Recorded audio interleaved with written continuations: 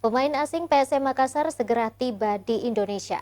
Pelatih PSM Bernardo Tavares mengatakan sang pemain kini sedang mengurus visa dan akan bergabung bersama tim dalam waktu dekat.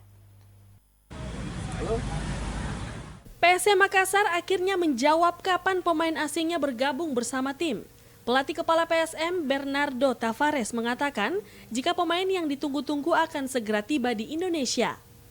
Tavares menyebut pemain asing yang ingin direkrut tersebut baru mengakhiri kompetisi di negaranya. Sang pemain kini sedang mengurus visa dan akan bergabung bersama tim dalam waktu dekat.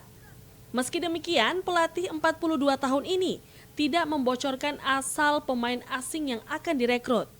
Ia hanya memastikan pemain yang akan datang tersebut dalam kondisi bugar dan siap bermain. Diketahui saat ini PSM Makassar baru memiliki satu pemain asing yakni Wiljan Pluim. The foreign players that we gonna take, they already know. We just have some details to finish.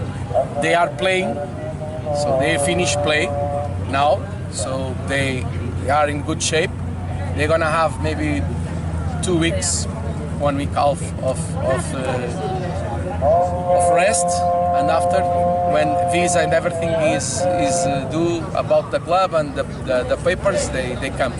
Ya, jadi pemain ini pemain asing katanya baru selesai di kompetisinya mereka masing-masing. Jadi dari segi kebugaran saya kira mereka siap dan kita akan menunggu visanya mereka terurus dan setelah itu mereka akan datang.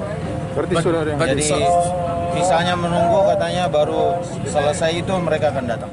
Masih ada 3 slot tersisa yang akan diisi sebelum batas pendaftaran pemain untuk Piala AFC 2022 berakhir.